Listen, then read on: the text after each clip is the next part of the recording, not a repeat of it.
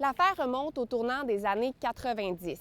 Pendant des mois, le parc de l'Est de Montréal, où je me trouve, a été le terrain de chasse d'un prédateur sexuel qui prenait pour victime des élèves d'une école secondaire à proximité.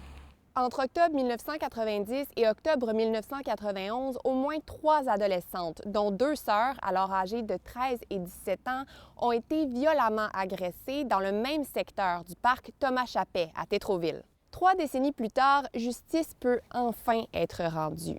Jean Desormeaux, 61 ans, a plaidé coupable jeudi au Palais de justice de Montréal à 8 chefs d'accusation en lien avec cette série d'agressions sexuelles. Il y a de l'ADN qui avait été prélevé à l'époque sur les victimes qui s'étaient présentées à l'hôpital, donc des trousses médico-légales avaient été effectuées au moment, suivant les événements.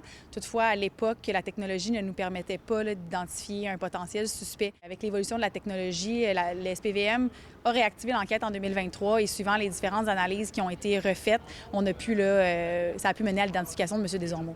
Un dénouement doux amer pour les victimes, car dans les décennies qui se sont écoulées depuis, Desormeaux a fait au moins 6 autres victimes. Il vient notamment d'être reconnu coupable de contact sexuel sur une enfant de 8 ans, survenue entre le 1er janvier 2014 et le 25 février 2015 à Mirabel, dans les Laurentides. Il a écopé d'une peine de 6 ans et a été déclaré délinquant à contrôler pour une période de 5 ans. En fait, ce qu'on demande, c'est suivant le profil de monsieur, compte tenu de cette déclaration-là qui a été faite récemment, on veut mettre à jour le dossier. La déclaration donc de délinquant, est-ce qu'elle restera identique ou est-ce qu'elle sera modifiée par l'enregistrement des plaidoyers. Desormeaux, qui comparaissait par visioconférence, est demeuré impassible lorsque 2 des victimes, les sœurs April et Cynthia Joa, ont lu leur déclaration devant le tribunal. Avec aplomb, April Joa a déclaré qu'un sentiment de vengeance habite son cœur depuis le 17 mai 1991.